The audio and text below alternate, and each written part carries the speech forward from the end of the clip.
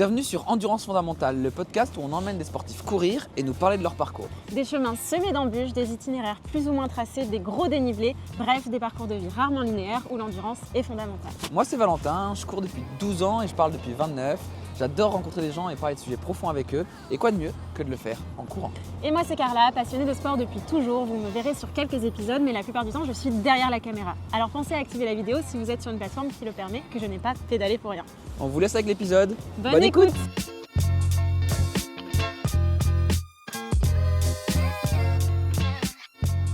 Bonjour à tous, bienvenue dans ce nouveau podcast d'Endurance Fondamentale. Aujourd'hui, on reçoit Manu Absolu. Manu, tu as plein de casquettes en lien avec le sport. On va essayer de parler de toutes celles que tu as.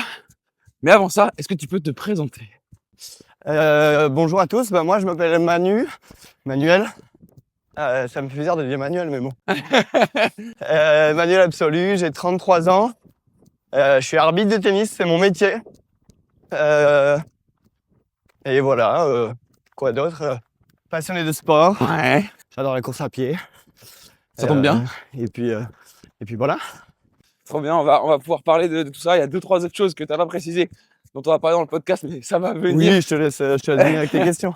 T'en as parlé très rapidement. Tu dis que tu es passionné de sport. C'est quoi, globalement, au-delà de l'arbitrage, au-delà de ton métier, c'est quoi ton rapport avec le sport ? Moi, déjà, j'ai 3 frères et sœurs. Et tous les 6, on a vraiment, avec mes parents, baigné dans le sport tout petit. Moi, franchement, j'ai dû pratiquer une quinzaine de sports, des sports co, des sports individuels. Voilà, et j'ai passé mon enfance à accompagner mes frères et sœurs quand ils allaient jouer au hand. Je suis le petit dernier, moi, donc j'ai avoir joué au hand, au tennis, tout ça. Je regardais beaucoup de sport à la télé. Et puis voilà, ouais, je suis passionné. Les Jeux Olympiques l'année dernière, comme toi. Regarde. Je me suis réécouté la petite musique il y a pas longtemps. Là, elle va me manquer cet été, quoi. Donc non, ouais, vraiment juste j'adore le sport, en faire et en regarder, quoi. Ok, donc non seulement en pratiquer, mais aussi en consommer. Et alors en plus de ça, on va attendre de se faire doubler. On est au bois de Boulogne pour ceux qui ont pas, ceux qui sont en vidéo, ceux qui sont pas en vidéo. On est dans le bois de Boulogne à côté de Roland-Garros. C'est très pratique. Et donc justement, au-delà de la pratique et de la consommation, ton métier est intimement lié au sport, mais avec un rôle qu'on n'a pas forcément l'habitude de voir. T'es arbitre de chaise de tennis, si je dis pas de bêtises, je sais pas si je donne les bons termes. Parfait, c'est parfait. Ça consiste en quoi d'être arbitre de tennis ? Ça consiste en quoi ? Ben bon, je pense que les gens savent quand même à peu près ce que c'est, mais voilà, moi j'ai commencé quand j'étais tout petit, tout petit. J'avais 15-16 ans et j'avais mon grand frère qui était juge de ligne à Roland-Garros. Donc juge de ligne, pour ceux qui ne savent pas, en fait, il y a un arbitre principal au tennis et il y a la plupart du temps 7 juges de ligne autour du court qui sont là pour annoncer les balles bonnes ou fautes. Et donc voilà, moi j'étais... Sauf à Roland où ils sont un peu plus, si je dis pas de Sauf bêtises. sur les gros cours ils sont 9. Mais On en reparlera plus tard. voilà. Et donc en fait, moi mon grand frère était juge de ligne et ça me faisait rêver. C'est pour ça que j'ai commencé à faire les formations quand j'avais 14-15 ans. Ouais. Pour moi aussi un jour être juge de ligne à Roland-Garros. Et en fait, j'ai commencé, j'ai jamais arrêté. J'ai passé les échelons petit à petit, je me suis fait plein de potes. Et puis voilà, en fait, maintenant c'est mon métier à temps plein depuis presque 10 ans. Et donc il y a vraiment, tu as parlé des juges de ligne et du coup tu es devenu après arbitre de chaise, donc vraiment entre guillemets l'arbitre principal. On peut un peu comparer ça au foot, c'est pour ça. ceux qui connaissent l'arbitre sur le terrain et les deux arbitres de touche. Il y a une vraie relation, c'est un vrai corps arbitral au final qui se crée. C'est toi qui prends les décisions, mais tu as vraiment des assistants tout le temps qui prennent les décisions avec toi. Ouais, carrément, sauf que à différence du foot, ils travaillent la plupart du temps avec les mêmes arbitres assistants.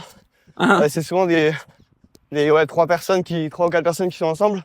Nous, les juges de ligne, c'est des personnes différentes toutes les semaines, tous les jours sur chaque cours.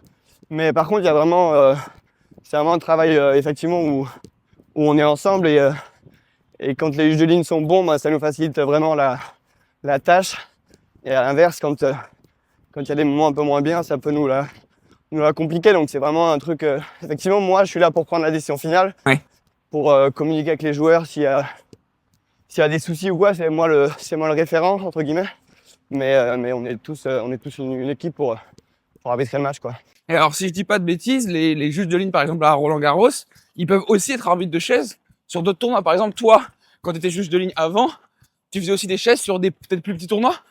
Ouais, en fait, si tu veux être que juge de ligne, tu peux être que juge de ligne. Ok. Et ensuite, sinon, il y a une espèce de chaîne, c'est-à-dire que tu peux être juge de ligne à Roland-Garros et effectivement arbitre de chaise sur un plus petit tournoi. Tu peux être... en fait, c'est un peu étape par étape. Tu vas d'abord commencer par être juge de ligne, puis après, tu vas être arbitre de chaise sur les qualifs, par exemple, et repasser juge de ligne sur le tableau final. Voilà. Moi, je suis que arbitre de chaise, mais j'ai fait toutes les étapes. Alors justement, on va parler des étapes. C'était quoi ton parcours pour arriver aujourd'hui, je spoil un peu, à être le plus jeune badge d'or du circuit? Du coup, j'ai commencé quand j'avais 15-16 ans. J'ai passé mon plus haut niveau fédéral qui s'appelle le A3. Il y a un A1, A2, A3, département, niveau départemental, régional et national. Ok. Donc je l'ai passé en 2011. Donc moi je suis de 91, donc j'avais 20 ans. Waouh. Et en 2012, j'ai eu mon premier niveau international qui s'appelle le badge blanc. Et ensuite, il y a 4 niveaux internationaux, le badge blanc, le badge bronze, le badge argent et le badge d'or. Que j'ai eu là il y a quelques mois. Donc en gros, il m'a fallu entre 2012 et 2025, il m'a fallu 13 ans pour arriver, pour passer du premier niveau international au dernier. Et entre-temps, enfin dans ces 13 ans, j'ai arbitré à peu près 200 matchs par an. Waouh. En moyenne. C'est énorme. Au début, je voyageais en France, puis je commençais un peu à voyager un peu en Europe, faire des tournois un peu ailleurs. Et maintenant, je voyage un peu dans le monde entier, mais... Ah, on a Clara qui est perdue. Carla qui est Carla, perdue. Ouais. On va juste traverser la route pour faire les tours du lac, je pense. Là, on a un petit tour de lac qui fait 2,5 km, ça va être plus pratique. On va parler du voyage après dans le podcast. C'est une grosse partie de ta vie et logique de par ton métier. Mais j'avais une question avant ça qui va me revenir. Oui, voilà, 13 ans, c'est à la fois long, certains vont dire que c'est long, et à la fois c'est quand même extrêmement rapide. Tu le vis comment d'être arrivé aussi vite au plus haut niveau des arbitres internationaux? Ouais, franchement, c'est long et en même temps c'est rapide. J'arrive même pas. C'est la première fois que je dis ce chiffre 13 ans. J'avais pas vraiment réalisé. Moi, effectivement, j'ai trouvé ça quand même un petit peu long. Enfin, c'était vraiment les dernières années. Au début, c'était vraiment un rêve. Quand j'ai commencé l'arbitrage, de devenir badge d'or, c'était quelque chose que j'imaginais même pas vraiment. Ouais. Je me disais, voilà, si un jour je peux arriver, ce serait incroyable, mais voilà. Et puis en fait, petit à petit, plus tu avances, plus tu passes les échelons et plus tu y crois, Ouais. plus ça se rapproche. Et puis après, quand ça se rapproche, effectivement, tous les ans, c'est en fait le badge d'or, il est donné, c'est une promotion où les instances, elles se réunissent en fin d'année pour promouvoir les arbitres badge d'argent et badge d'or. D'accord, c'est pas un examen en fait. C'est pas un examen. D'accord. Les examens, c'est tous les échelons d'avant. Les 2 derniers, c'est que des promotions. Et donc, du coup, effectivement, les 2-3 dernières années où je savais que potentiellement ça commençait à pouvoir arriver, c'est quelque chose qu'on attend du coup un petit peu. Et quand en fin d'année, malheureusement, on n'est pas promu, on se dit, L'année prochaine. pas grave, l'année prochaine peut-être, ou pas d'ailleurs. Mais donc, du coup, en fait, c'est un peu, je vais pas dire que c'était long, mais c'est quelque chose que j'attendais les 2 dernières années au moins. Donc. Oui, et puis t'as vraiment une notion d'attente, là où un examen, entre guillemets, alors je sais pas comment sont les examens d'arbitrage, on peut en parler si tu veux, mais t'as ce côté de savoir si t'as réussi ou pas. Un peu comme le bac, on sait, bon, globalement, je pense avoir entretelé tes notes, quoi. Ouais, carrément. Alors qu'une promotion, Tu sais que c'est pas, enfin, bien sûr, toi, il faut juste que tu fasses le travail le bien meilleur sûr, possible évidemment. toute l'année. Et puis, tu sais que si jamais t'es pas bon, bah, voilà, tu sais que tu seras pas promu, etc. Mais par contre, si tu penses avoir fait du bon travail et avoir fait les choses nécessaires pour potentiellement être promu à la fin de l'année, ben, malgré tout, c'est quand même pas dans tes mains. Il y a plein d'autres critères qui rentrent en jeu. Ouais. Et du coup, ben voilà, tu sais pas. Voilà, t'attends le coup de téléphone qui, moi, est venu cette année au mois de mi-décembre. Et voilà, mais. Et alors, tu l'as vécu comment, ce moment, quand t'as appris que t'avais atteint un peu ce but que tu t'étais fixé il y a 13 ans? Ben, en fait, moi, je savais que c'était. Qu'ils étaient en train de se réunir et que ça allait. Si je le recevais, c'était dans la journée ou le lendemain. Ok. Donc, j'avoue que la journée, elle était. Un peu longue. Elle était particulière, ouais. Elle était particulière, j'avais toujours de la batterie, j'avais toujours mon téléphone avec moi. T'as pas programmé grand-chose. Pas programmé grand-chose. Et quand j'ai vu le nom s'afficher, avant même que vraiment il m'annonce la chose, je savais que c'était normalement plutôt une bonne nouvelle. Mais non, en fait, c'est un sentiment assez bizarre parce qu'effectivement, en fait, on t'appelle et on te dit, bon ben voilà, félicitations, tu viens d'être premier match d'or. Et là, en fait, bah, ça change pas grand-chose tout de suite à ta vie. Oui. Mais juste, c'est quand même une consécration et quelque chose pour lequel tu travailles depuis plusieurs années. Et donc voilà, j'avais la chance d'être à Paris à ce moment-là. Et du coup, j'ai pu fêter avec tous mes amis. C'était juste avant les fêtes, donc j'ai retrouvé ma famille après pour les fêtes. Et voilà, c'était important aussi de partager avec tous ces gens-là parce que c'est des gens que souvent l'année, Tu vois pas. je vois pas, Ouais. ou en tout cas par période seulement. Et donc c'était cool, quoi. Et il y a un sentiment de fierté de leur côté famille, amis?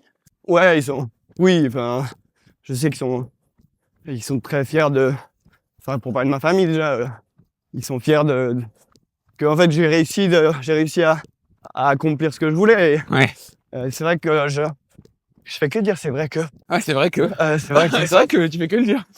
Et non, après le bac, mes parents ils voulaient que je fasse quand même que je commence quelques études secondaires. Et moi j'avais quand même envie de pousser l'arbitrage un peu plus, d'essayer de me donner ma chance. Et donc d'abord j'ai quand même commencé une fac d'éco-gestion. Ok. J'ai fait que 6 mois parce que ça m'a pas plu. Je suis revenu à l'arbitrage. Puis j'ai fait un BTS communication. Pareil, 6 mois.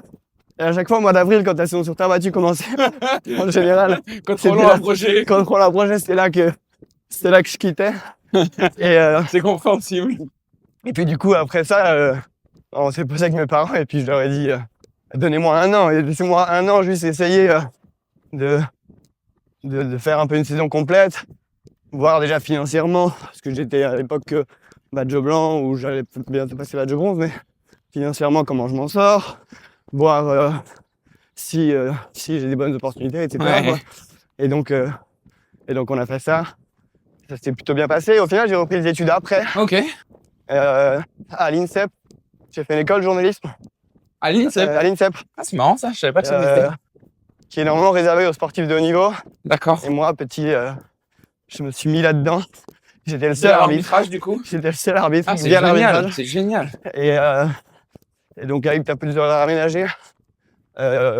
Et donc, ils me laissaient partir en tournoi plus souvent que d'autres études. Mais voilà, donc finalement, j'ai quand même, après, repris des études pour avoir pour avoir quelque chose. Je sais pas combien de temps l'arbitrage, combien de temps je ferai ça dans ma vie. Et puis même, c'était hyper intéressant parce que déjà à l'INSEP, j'ai rencontré plein de personnes. Ouais. Et dont pas mal de mes très bons amis en ce moment encore. Ok. Et puis ça me permet d'avoir un diplôme scolaire quand même, quoi. Ouais. Alors c'est marrant parce que je peux pas empêcher de faire le parallèle, mais donc t'as fait des études de journalisme du coup. Pour autant, vous les arbitres, vous parlez très peu aux journalistes. D'ailleurs, on a la chance de t'avoir sur le podcast. On a la chance d'être un podcast bienveillant et qui parle positivement de tout. Mais il y a une vraie relation particulière de l'arbitre avec les journalistes, notamment dans le tennis. Moi, je sais que c'est vraiment en tournoi, il y a rarement, en tout cas, d'interviews d'arbitres.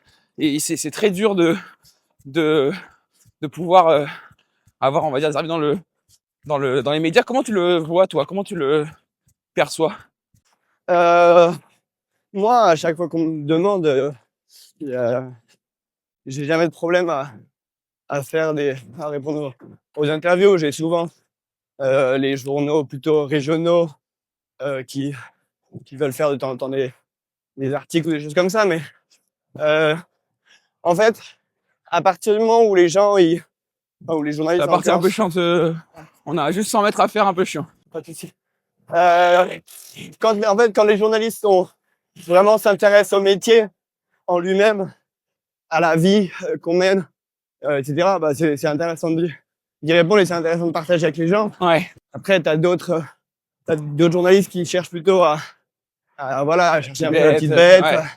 à rentrer un peu dans les sujets qui peuvent être un peu polémiques. Et ça, forcément, nos responsables, ils veulent pas qu'on aille là-dedans parce que voilà, s'il y a des choses et des trucs précis à dire, ils le diront. Mais oui, c'est ça. voilà, mais tout ce qui est pour promouvoir un petit peu l'arbitrage et faire connaître ce métier, la plupart du temps, il y a pas de problème, quoi. Et tant mieux, parce que c'est vraiment là-dessus que nos questions sont posées. Et du coup, je reviens sur... tu disais, tu t'es donné 1 an, entre guillemets, à fond avant de reprendre tes études, tout en continuant l'arbitrage. En fait, dans ces métiers passion, et l'arbitrage pour moi en fait partie, t'es un peu obligé de te mettre à fond dedans si tu veux réussir, non? Ben ouais, moi c'est... oui, si vraiment tu veux aller au plus haut niveau, t'es obligé de faire ça à temps plein. C'est pas quelque chose que tu peux faire à mi-temps. Tu peux faire ça à mi-temps si tu veux juste avoir un revenu, un petit revenu et faire quelque chose à côté ou juste voyager un petit peu. Mais si vraiment tu veux réussir, et moi ça a toujours été ce que moi je voulais, c'est-à-dire que je rêvais justement d'être badge d'or et de pouvoir espérer faire les plus gros matchs à un moment donné. Ouais. Et c'est pour ça que il y a eu des périodes où c'était un peu plus compliqué. Il y en a encore l'air de voyager autant, d'être loin de la famille, loin des amis. Donc il y a des périodes où c'est un peu plus difficile et on m'a souvent dit mais tu veux pas faire un peu moins de semaines, tu veux pas essayer de faire quelque chose à côté, des choses comme ça. Et en fait, voilà, je l'ai dit le jour où je déciderai ça, je pense que j'arrêterai complètement l'arbitrage. Oui. Et je ferai Je comprends complètement ce positionnement. Ouais. Mais pour le moment, je le fais à fond, quoi. Et alors concrètement, tu pars combien de semaines par an en tournoi? Alors des semaines, on va dire que des tournois, j'en fais à peu près 25. Ok. 25. Après, il y a des tournois comme les Grands Chelems où je peux être là-bas 2 semaines. Il y a des tournois après les tournois ATP ou classiques, j'y passe entre 6 et 9 jours. Ok. Donc en jours vraiment d'arbitrage, c'est à peu près les 2 tiers de l'année, je dirais. C'est énorme. Donc après, les gens, souvent, ils se disent ah, mais ça veut dire que t'as un tiers de temps libre. Je dis, ouais, de ouf, j'ai un tiers de temps libre. Ouais. T'oublies le temps de Mais voyage. c'est 2 tiers où t'es vraiment pas à la maison. Ouais. Voilà. Et puis, en fait, les gens qui bossent sur des horaires classiques lundi, vendredi, ils vont avoir samedi, dimanche off. Ben, moi, quand je pars une semaine, j'ai pas de jour off, quoi. Je travaille tous les jours. Et donc, en fait, en termes de journée vraiment de travail, c'est vraiment comme un boulot classique. Mais Ouais, bah ouais. c'est juste réparti différemment, quoi. Sachant que des fois, ça peut arriver que tu finisses un tournoi, allez, on va dire, tu fais finale d'un tournoi, tu finis le dimanche, tu peux bouger au tournoi d'après et enchaîner dès le lundi, quoi. La plupart du temps, c'est ça. Là, dans les prochaines semaines, j'ai pas mal enchaîné. Ça va à chaque fois tu termines le samedi, tu vois le dimanche et tu arbitres le lundi, quoi. Incroyable, enfin incroyable. Le rythme est incroyable en tout cas. Et alors par contre, donc une année, on voit à peu près, une semaine, on voit à peu près une journée. Alors c'est assez variable d'un tournoi à l'autre et d'une journée à l'autre. J'arbitre entre 1 et 2 matchs par jour, la plupart du temps. Ok. C'est ça. Je dois être au club au moins 1 heure avant mon premier match. Après, le chien. Ouais, il faut y avoir carambolage devant. Après, c'est beaucoup d'attente. C'est souvent de l'attente parce que, ben voilà, le tennis, on sait jamais. On sait quand Quand ça est-ce que- commence, on sait pas quand ça finit. Enfin, on sait quand ça commence, quand c'est le premier match, mais Oui, le reste, c'est vrai. C'est voilà. vrai. Donc là, quand c'est Roland Garros, tu peux être deuxième match après un simple messieurs et ben potentiellement commencer le match à 12h30 ou potentiellement commencer à 15h. Donc en fait, Donc en fait, t'arrives quand même à 11h30, voire avant, pour potentiellement exactement. commencer qu'à 16h. Et donc t'attends. Il faut quand même penser à tout ce qui est se nourrir, Ouais, bien sûr. boire, etc. pour être prêt comme ça. Parce que toi aussi, tu peux aller sur la chaise pendant 4 ou 5 heures. Oui, et vous, à la différence des joueurs, j'ai rarement vu des arbitres qui vont aux toilettes. Bah non, en vrai, normalement, ça se fait pas. Si c'est pas interdit, s'il y a une urgence, voilà, qu'ils vont pas nous dire, non, tu vas sur la chaise, tu te débrouilles. Mais c'est quelque chose, effectivement, où on prend nos précautions avant. Et voilà, et si vraiment il faut y aller en fin de set, Oui, on y va avec, en tant qu'un joueur, et voilà. Mais c'est quelque chose qu'on fait gaffe. Ouais. c'est marrant. J'ai une dernière question sur le sujet de l'arbitrage. J'en aurai peut-être qui reviendront après. Je suis un peu malade, hein, j'espère que mon nez et ma gorge. Moi, ça va. On verra les rien micros pour après. Et on verra ce que diront. on réenregistre pas, par contre. Non, ok. Dommage. Ma dernière question, comment t'as vécu ton premier grand chelem, donc l'Open d'Australie, si je dis pas de bêtises, en tant que badge d'or? Qu'est-ce que ça a changé? Alors, en termes de désignation, en termes de match, pas grand-chose. Il y a pas une. C'est pas, voilà, tes badges d'or, tu vas faire que des gros matchs. Et puis voilà. Donc, il y a quand même, il y a des matchs. Les matchs, c'était un peu les matchs que je fais déjà avant, même si j'avais quelques matchs un peu plus prestigieux entre guillemets. Mais ce qui est un peu particulier au début, c'est qu'il faut arriver à se faire sa place un petit peu euh, par rapport aux autres arbitres.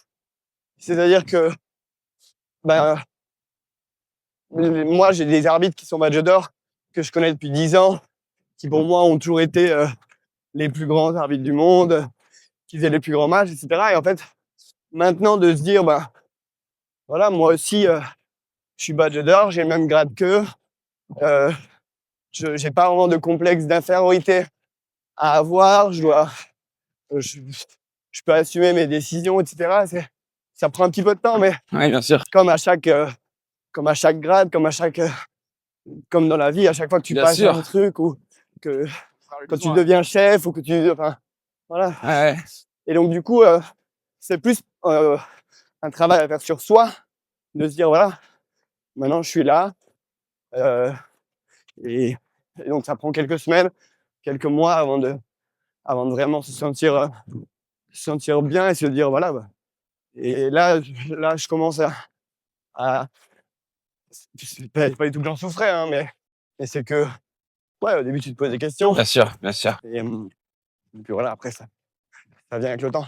C'est marrant, je peux pas m'empêcher de faire la relation, on va dire, en tout cas le parallèle, avec le sport de haut niveau, en tout cas en équipe, où tu as certains joueurs, des fois, qui sont propulsés, on va dire, comme leader de l'équipe, et qui ont des fois un peu de mal à avoir ce rôle-là et à l'assumer. C'est un peu. Comment t'en parles, je ressens un peu ça, quoi. Ouais, mais c'est un peu ça, mais tu vois, la première fois que tu vas faire les gros joueurs, Djokovic, Alcaraz, etc., au début, tu vas te dire, mais c'est moi qui fais le match, mais normalement, c'est plutôt toi qui aurais dû le faire, ou c'est plutôt. Et juste dire, bah non, mais en fait, c'est normal. C'est normal, maintenant, c'est normal, il n'y a pas de. Ne t'excuse pas d'être désigné sur ce match-là. Et puis juste fais-le, quoi. Ouais, je vois. Autant de compétences, entre guillemets, même si j'ai pas l'expérience, évidemment, de certains de mes collègues qui sont badge d'or depuis 10 ans et qui ont fait les plus grandes finales, mais voilà, en tout cas, t'as le badge, quoi. Ouais, c'est ça. En tout cas, ce qui est sûr, c'est que tu as les compétences pour. Voilà. L'expérience, elle ne vient qu'avec les années. Et encore, t'en as quand même un paquet derrière toi, quoi. Oui, bien sûr. Je vais changer de sujet. On va parler course à pied. Ça tombe bien, on est en train de courir. Comment t'en es arrivé à courir? Bah, en fait, la course à pied, je dis toujours que je peux en faire partout, en fait. C'est vraiment moi qui voyage tout le temps. Je ne voyage pas avec mon vélo, je voyage pas avec là. Et courir, je peux le faire partout, que ce soit dans une salle de sport ou dans n'importe quelle ville. Et donc du coup, moi qui veux toujours garder quand même une activité physique Donc c'est le plus simple. Et, euh, et je sais pas trop comment j'ai commencé en fait, mais c'est vrai que j'ai toujours l'esprit de compétition, j'ai toujours l'esprit de compétition. Et donc quand j'ai fait mon premier semi avec mon frère il y a peut-être une dizaine d'années.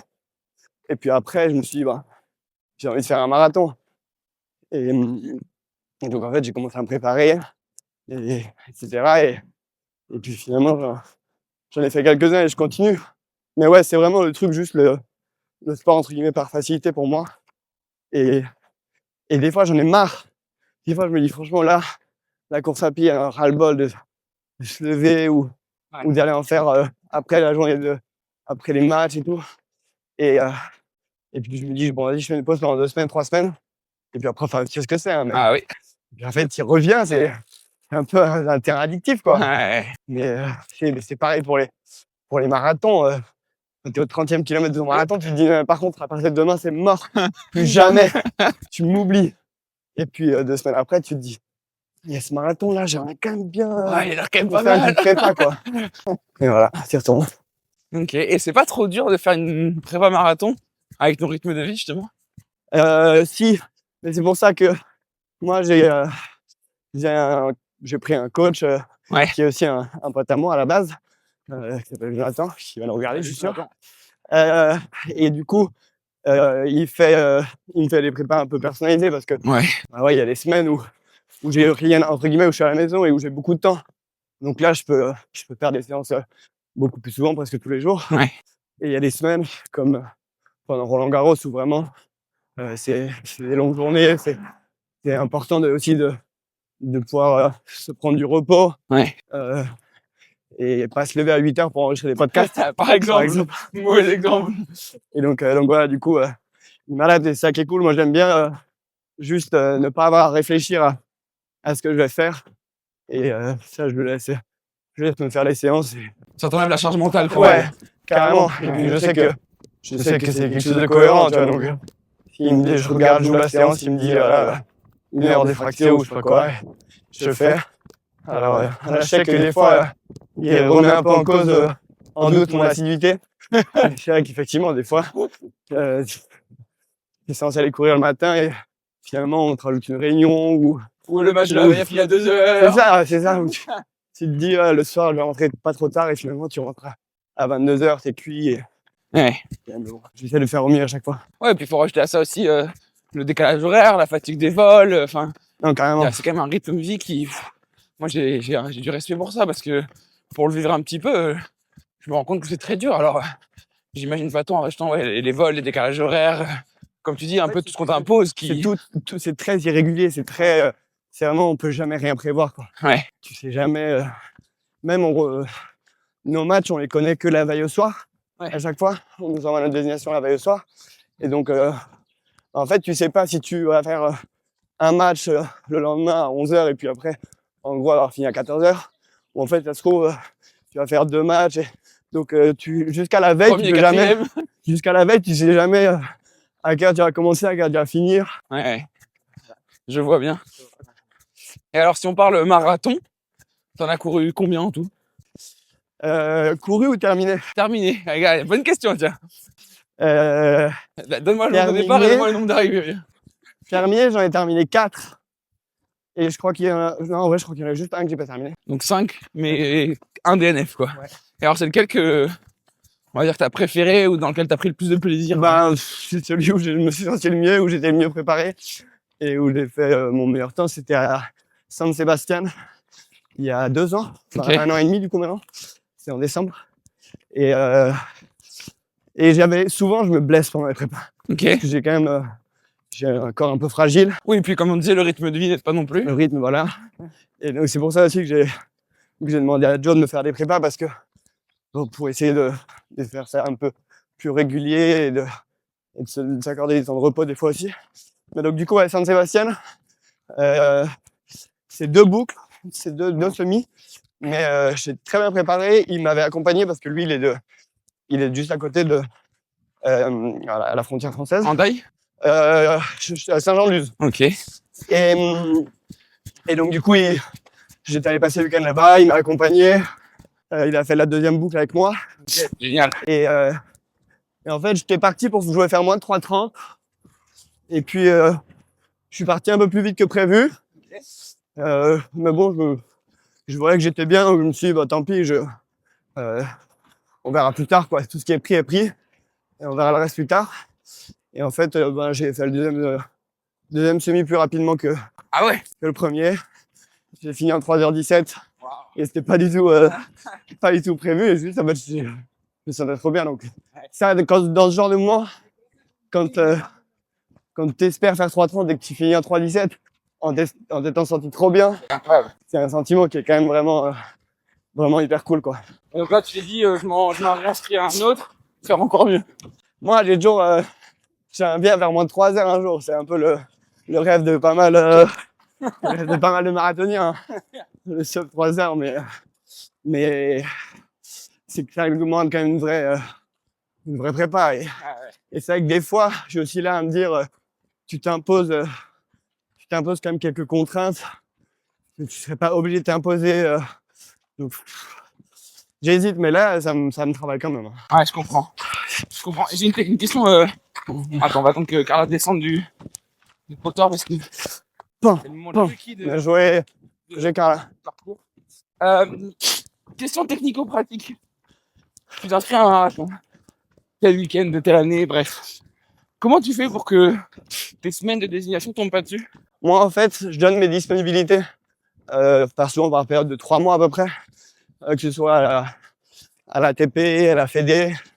Voilà. Sur les grands chelems, je postule, je candidate. Okay. Donc, si je veux pas candidater, ben, je peux ne pas candidater. Ce qui n'est pas le cas, évidemment. Ouais, j'allais dire, ça va pas arriver souvent. Et ce qui est pas vraiment très bien vu, ce qui serait pas non plus très bien vu, mais pour le reste, je donne mes disponibilités. Donc, si vraiment, mis à part, voilà, je vais pas m'inscrire à un marathon pendant Roland, Oui. mais le reste, un petit peu les dates. voilà, le reste du temps. Et souvent, du coup, en fin d'année, sur la période tennis un peu plus creuse, ou en mars, des choses comme ça, je sais un peu en avance que de toute façon, il y aura pas de tournoi et je peux prévoir ça, quoi. Ok. Plus long que le marathon, ça t'intéresse? Moi, alors, si Marianne, elle nous écoute, si Marianne nous regarde, elle va dire, mais toi, tu vois toujours trop grand, fais step by step, commence au trail d'abord. Elle est pas bien placée pour parler. Mais moi, j'aimerais bien faire les diagonales des fous un jour. Ok. Et du coup, là, j'ai hésité à passer sur du trail. On devait peut-être faire la Saint-Élion avec un pote en décembre. Okay. C'est un peu que je me préparais. Mais donc j'hésite. Soit à Saint-Élion, soit un marathon. La diagonale des fous, peut-être que dans, je sais pas, 2-3 ans. Les échanges, je sais pas trop, mais j'aimerais la faire un jour. En tout cas, ça trotte dans la tête. Ouais, ça trotte. Okay. Après, c'est tellement dur, mais c'est des... En fait, à chaque fois que je vois un reportage sur YouTube ou sur Interasport, des choses comme ça, sur Mathieu Blanchard, en fait, dès que je vois le truc, je me dis, putain, mais je veux faire ça. En fait, tu vois la souffrance des mecs et tu sais très bien que tu vas souffrir. Mais en même temps, tu vis des trucs, c'est... Voilà. Marianne qui en parlait pendant l'enregistrement de ton podcast, justement, qui... j'ai des frissons rien que d'y penser, mais Ah ouais. elle racontait son arrivée du TP. Mais quand je vois ces images, c'est... Ouais, je suis d'accord. Alors, ça donne trop envie. Alors, évidemment, elle est préparée très, très bien. Elle a déjà fait plein de choses, etc. Donc, mais j'avoue que vivre des émotions comme ça, c'est...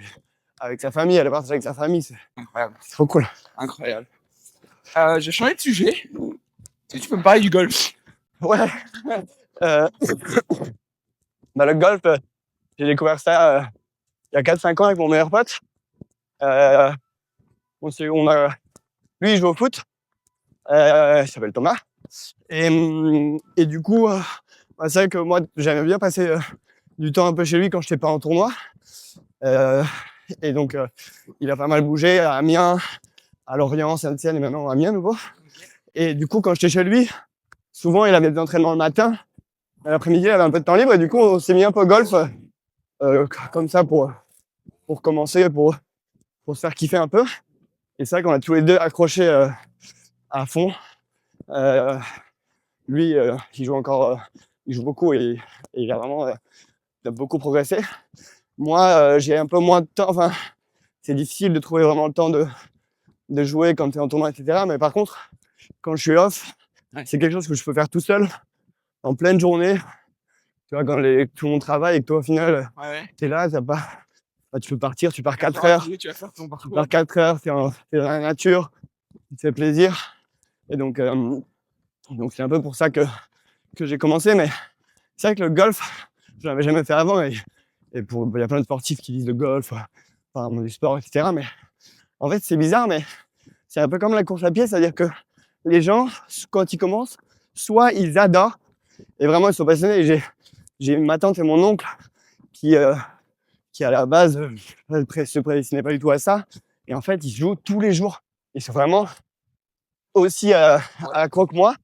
Et en fait, il y en a plein d'autres qui essayent et qui détestent. Ouais, Mais en fait, ça laisse pas grand monde indifférent, quoi.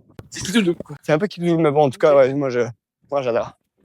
Et alors, ton projet de tournoi, il en est où? Ah ouais, exact, c'est pour ça que tu m'en parles.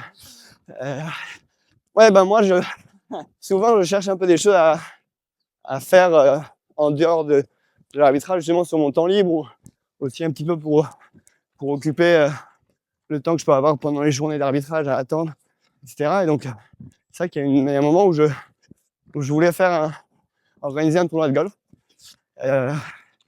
Et je l'ai toujours dans un coin de la tête, mais je me suis rendu compte que c'est des choses que tout seul, j'arrive pas à me lancer tout seul parce que c'est quand même pas facile.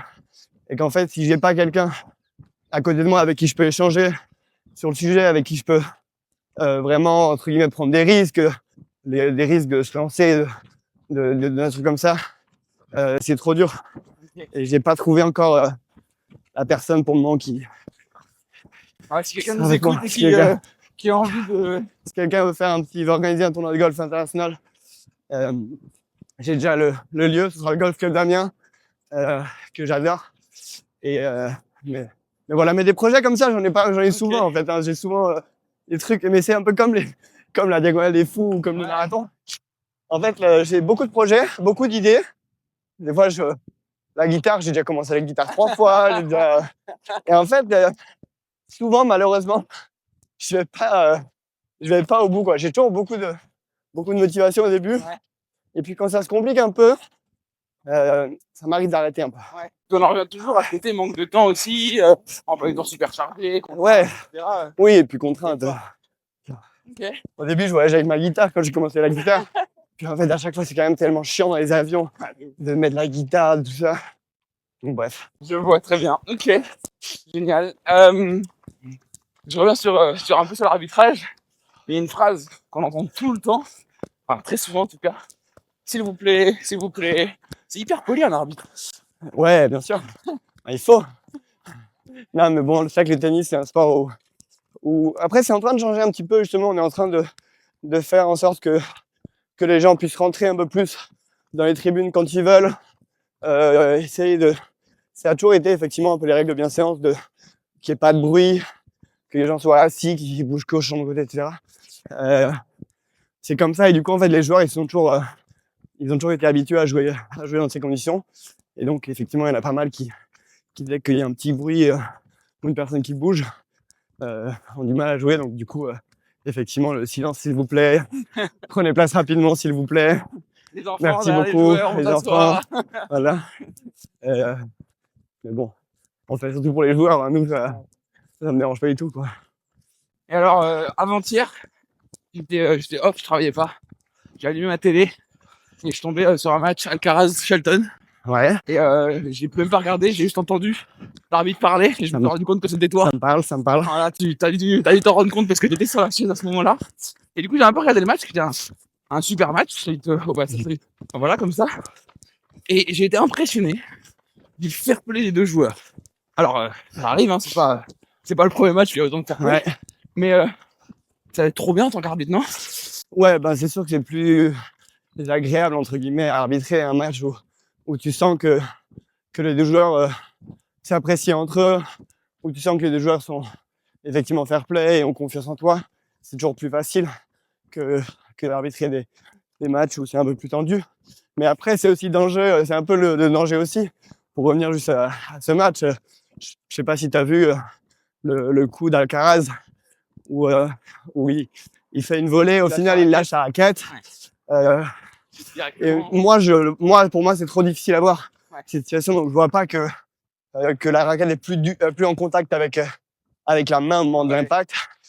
Et donc, moi, j'étais parti pour lui donner le point normalement, et finalement, il a donné le point à Shelton, ce qui est tout à fait honnête. Mais du coup, au final, moi, ma décision, du coup, elle est remise en cause et elle est.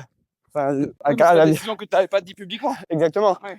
Mais donc, du coup, des fois, en fait, quand les joueurs ils sont trop fair-play ou qu'ils s'entendent trop bien, des fois, et du coup, tu prends une décision, et ils se regardent un peu, ils savent pas s'ils doivent, si entre guillemets ils jouent l'arbitre ou. Donc ça peut être un tout petit peu à double tranchant, quoi. Okay. Mais dans l'ensemble, effectivement, c'est quand même beaucoup plus agréable de faire des matchs dans ces conditions-là, quoi. Ouais, je vois bien. Et du coup, je disais que je t'avais entendu avant même de te reconnaître, j'avais reconnu ta voix. Alors bon, moi, je travaille dans le tennis, je connais quand même. J'ai l'habitude de vous entendre, mais tu vois, quand j'allume la télé, je regarde des matchs de tennis, quand c'est toi, quand c'est Renaud, Aurélie, ou même Kader, peut-être, celui qu'on reconnaît le plus, on a ce côté où on peut vous reconnaître rien qu'à la voix. C'est un peu la signature de l'arbitre ou pas?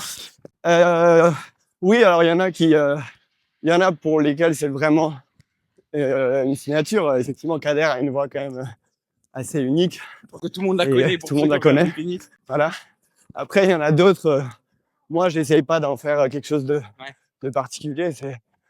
C'est comme elle est. T'essaies que ça sonne le mieux possible, que ce soit clair, etc. Mais effectivement, c'est les gens qui me connaissent.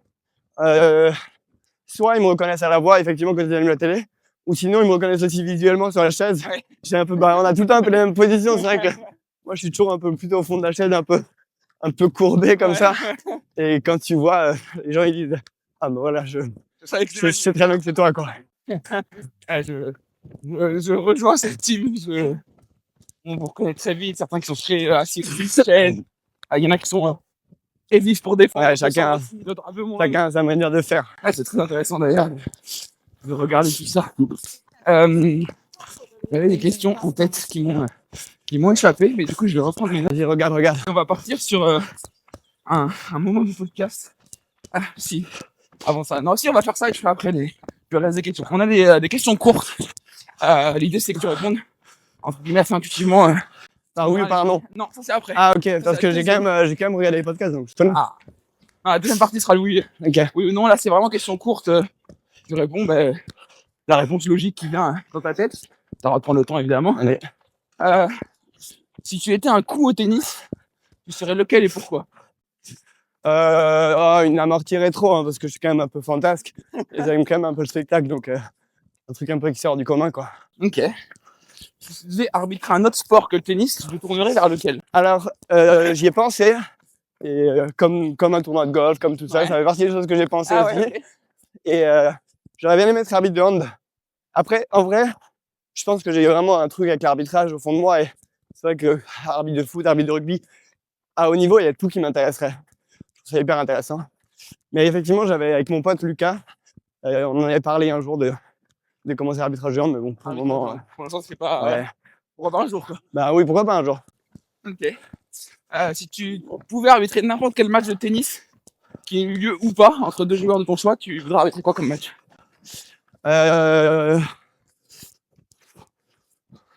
Bah, je sais pas, je dirais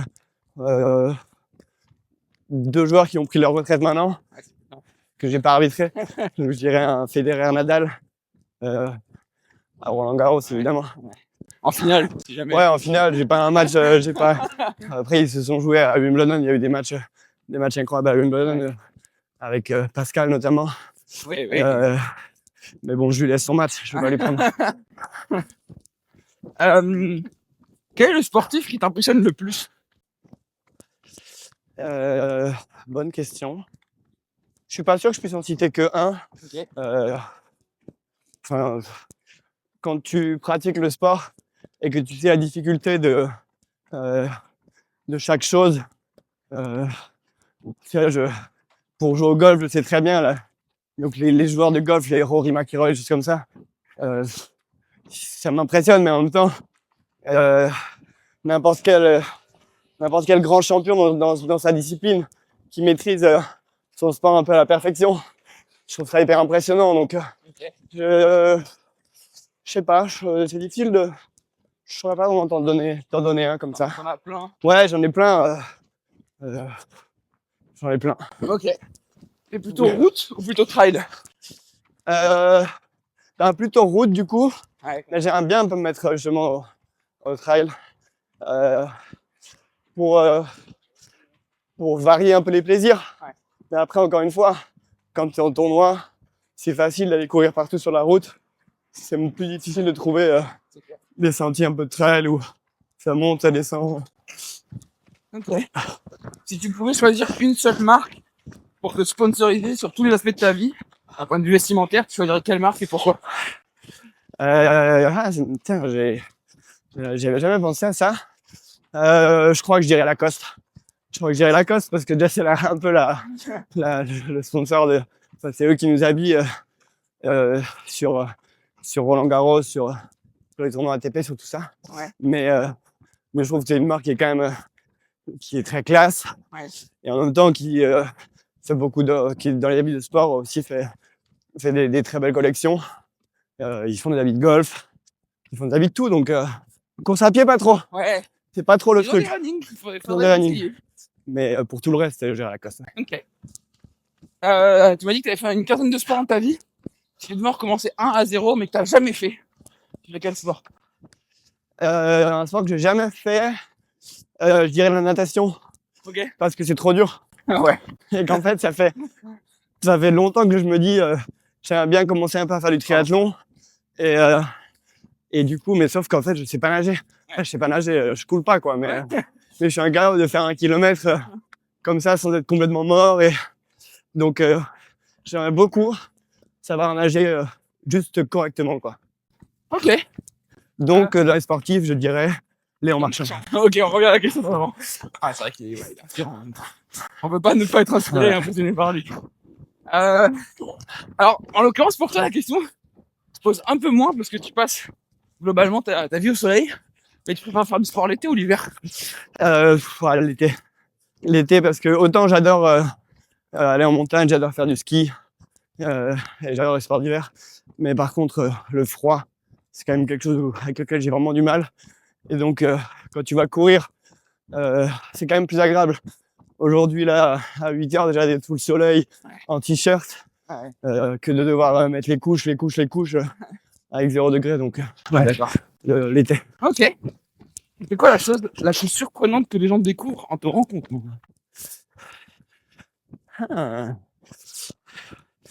Je pense que comme ça, de premier abord, on peut penser que je suis un peu le rigolo de service. Ce qui est le cas, hein, c'est pas qu'on peut penser. C'est que j'ai un humour qui est très très développé et très fin.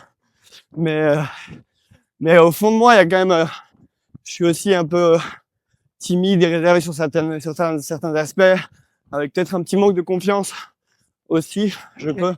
Donc derrière l'apparence un peu du rigolo qui est comme ça, qui parle un peu à tout le monde, etc. Au fond de moi, il y a quand même aussi une part un peu plus timide et voilà. En effet, je suis surpris. Ouais. Mais ok, intéressant. Je suis très bon chanteur, hein. Ça, je sais pas si tu le savais aussi. Ça arrivait juste. Ah ouais. Bah, tu sais quoi, je vais la poser maintenant. J'ai l'impression que j'ai été balancé. Été balancé, ouais. T'es très bon chanteur. Est-ce que tu vas nous faire le plaisir de pousser la chansonnette pendant le podcast? En courant comme ça? Ouais. T'as dit quoi? Ah, je vita, carrément. Attends, j'ai pas le début. Il était vraiment plus âgé que moi. Je suis tout bêtement tombé dans ses bras. Par lui, j'ai découvert. Voilà. Mal. C'est pas mal. J'ai une grande passion pour le karaoké et le blind test. Rubrique chanson française 80-2010. Ok. C'est assez large. Ça, c'est ma zone de confort. Ok, on saura ça. On t'amènera en karaoké à l'occasion. Je vais tester ça. Alors, c'est Carla qui a vendu la pêche, bien évidemment. Elle t'a vu hier pousser la chansonnette dans le vestiaire des ramasseurs. Et moi, quand j'étais encore aussi chez les ramasseurs, j'ai beaucoup vu dans ce vestiaire. J'ai beaucoup descendu. Alors, certes, il y a des copains à voir, il y a des gens qui rigolent, etc.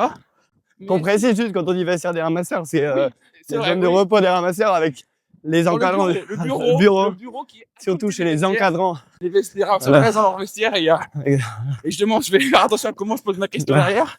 Mais justement, on sent que t'apprécies être en compagnie des jeunes aussi et que t'as un peu cette, je me trompe peut-être, mais envie de transmettre. C'est le cas. Je sais pas vraiment si c'est transmettre, mais en fait, pour moi, être à Roland ou quand il y a Bercy aussi, ou généralement les tournois en France, c'est quand même un peu un moment où on a l'occasion de sortir un peu de des tournois classiques habituels. Je dirais, quand je suis à l'étranger, mis à part dire bonjour au ramasseur le premier jour, etc. Enfin, pas vraiment beaucoup de relations, mais c'est vrai qu'en France, Léo, Arthur et tous les encadrants des ramasseurs, c'est des gens que je connais depuis 10 ou 15 ans maintenant, qui ont la plupart à peu près mon âge, Qui ont ramassé quand j'étais arbitre ou quand j'étais juge de ligne. Et donc du coup, en fait, j'apprécie passer du temps avec eux. Et j'apprécie aussi le fait que, en fait, on sait bien que les ramasseurs de balles à Roland-Garros, c'est un peu la crème de la crème, les meilleurs du monde.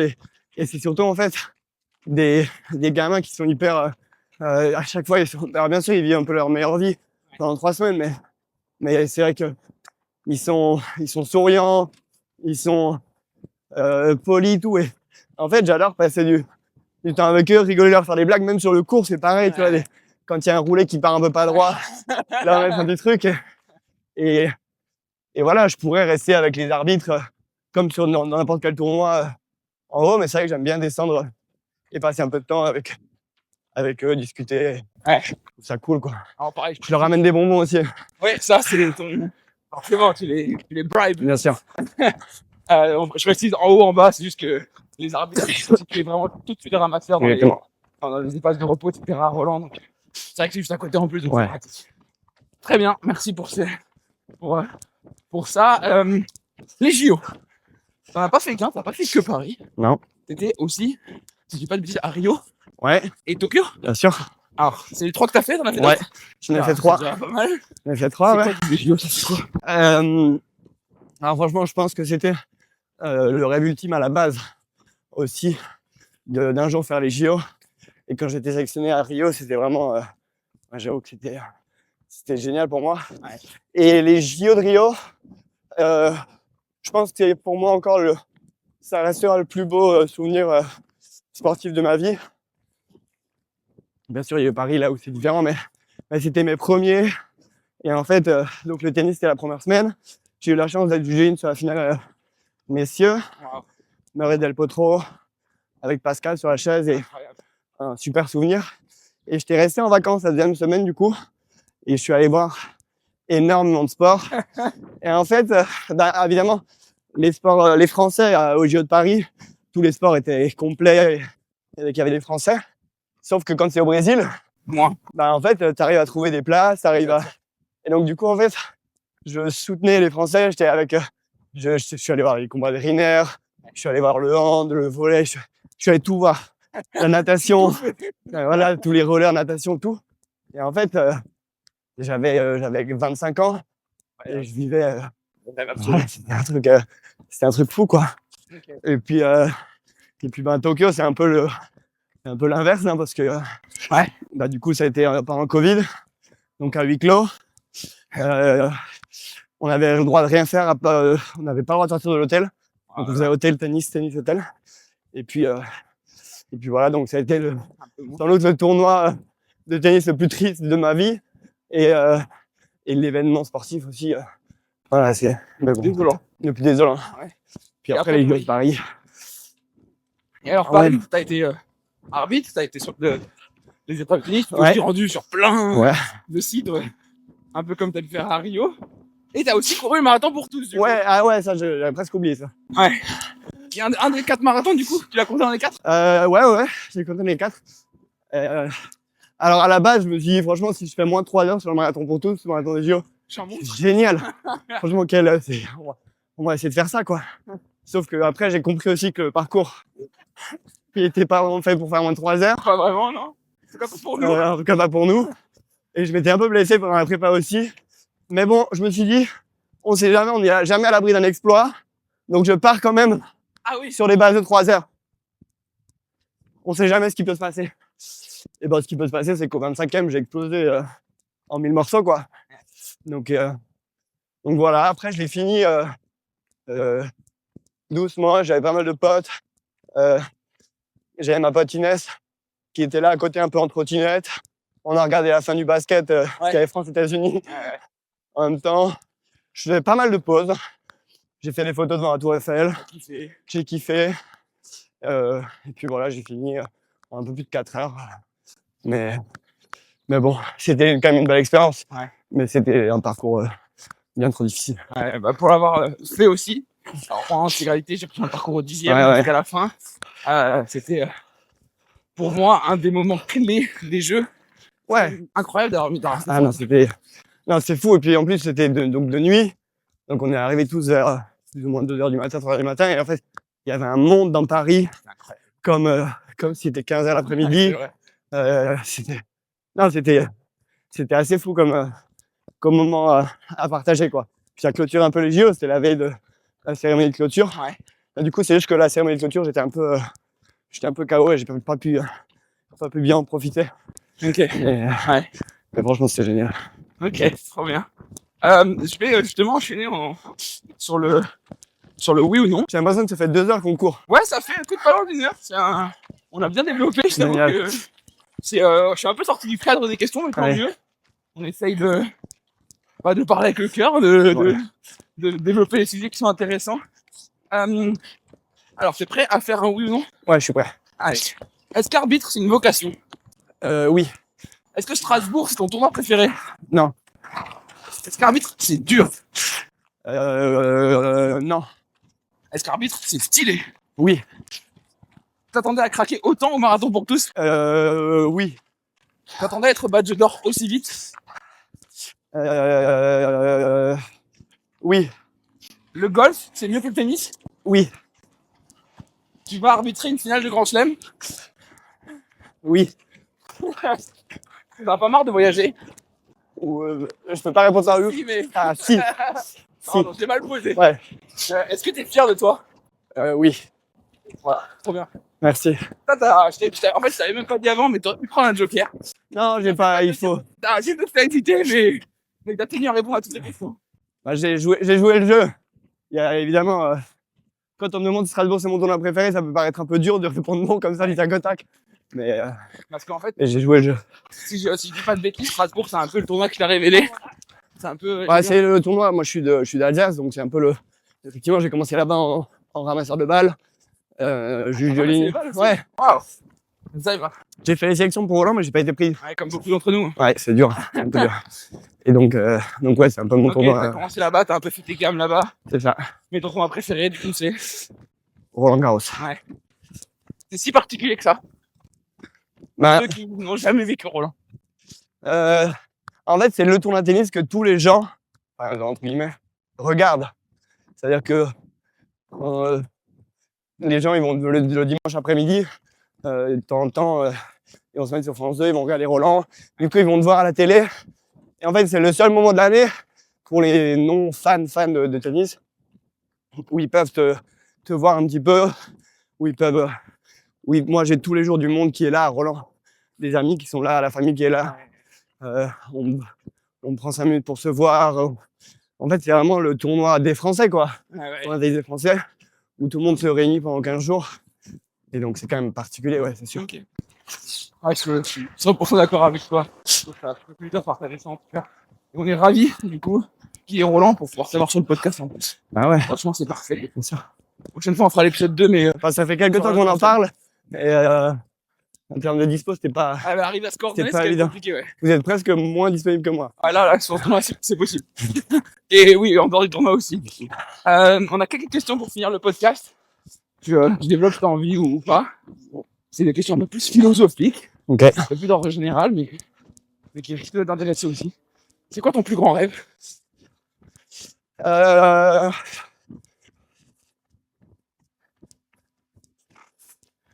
C'est dur. Enfin, c'est dur, j'ai des idées qui me viennent en tête, mais j'avoue que franchement, si je peux avoir une vie heureuse, avec une famille, avec les proches qui vont bien et juste profiter des moments simples, mais qui sont hyper cool. J'ai pas besoin de beaucoup plus, mais être avec les gens que j'aime et que tout le monde soit heureux, ce serait cool. Ok, c'est pas mal. C'est pas mal comme rêve. Dans la course à pied, il y a une notion de fuite. Est-ce que tu penses que tu fuis quelque chose? Oui, sans doute. Peut-être que je le sais, mais peut-être que je vais pas le dire aussi. Ok. Mais ouais, je pense qu'il y a un truc d'échappatoire et un truc de te retrouver seul avec toi-même. Et quand tu cours des marathons, seul avec tes jambes qui sont en train de souffrir, avec ta tête et de te dépasser. Ouais. Et puis dans toute la prépa, les 3 ou 4 fois par semaine où tu vas courir pendant 1 heure seul. Voilà, t'es dans un monde un peu parallèle et je pense que c'est quelque chose qu'on recherche aussi d'une certaine manière. Ok, ça me va. On va pas développer plus. C'est quoi ton prochain gros objectif sportif? D'un jour faire une finale de Grand Chelem. Après, j'ai jamais fait plus que quart de finale à Roland-Garros, donc il y a des étapes entre temps. Ouais. Et chaque étape sera cool à faire si j'y arrive. Mais oui, effectivement, un jour, si je peux arbitrer une finale de Grand Chelem, ce serait vraiment le beau rêve. Ouais. Ok. Bon, vu le rythme où tu vas, ça devrait arriver dans pas si longtemps que ça, je pense. On a parlé de fuite, mais courir, c'est aussi courir après quelque chose. Alors, en l'occurrence, on court après un vélo. Mais est-ce que tu penses que tu cours après quelque chose? Je crois pas. Ok. Je crois pas. Ah, c'est marrant, c'est rare. Souvent, les gens me disent, non, je ne fuis pas quelque chose, par contre, je cours après. Ça, c'est l'inverse, c'est intéressant. Ouais, je saurais pas trop quoi te dire, mais j'ai pas l'impression. Ok. Alors, attends, j'ai deux dernières questions pour finir le podcast. Je savais bien que cette phrase me parlait. J'ai deux dernières questions pour finir le podcast. Et on peut féliciter Carla parce qu'on va arriver ça monte à notre point de départ. En plus, ça monte là. Mais là, on finit sur une montée. Bravo, Carla. Moi, j'allais la féliciter sincèrement. Moi aussi, bien sûr. Qui est-ce qu'on peut contacter de ta part pour l'inviter sur le podcast? Alors, je la connais cette question. Donc j'avais essayé de chercher un petit peu. J'avoue que j'avais pas trop d'idées. Et hier, je me suis dit, tiens, on va contacter Renaud. Ok.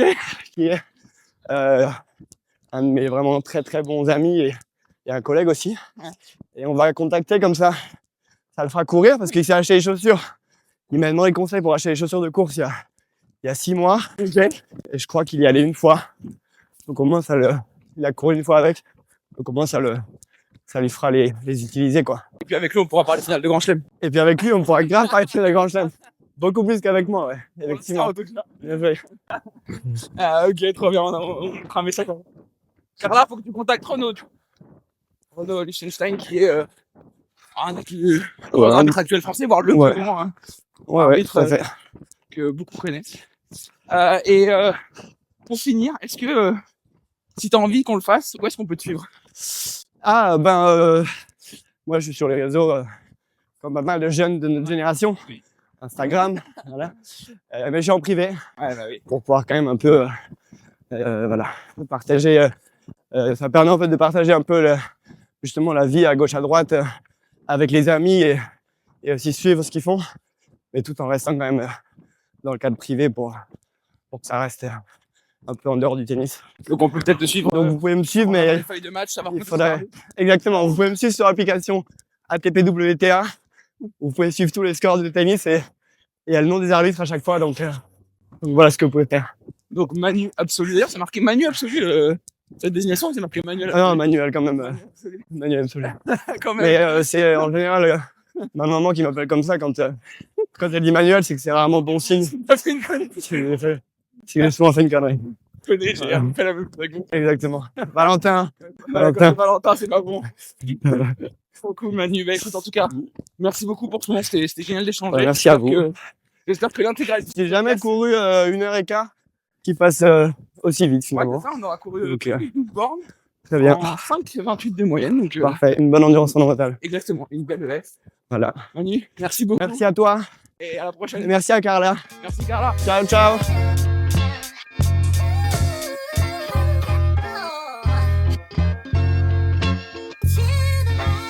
Si vous avez aimé le podcast, pensez à le noter et le partager autour de vous. Et si vous avez envie de voir un invité en particulier, faites-le nous savoir en commentaire. A très bientôt pour une nouvelle séance.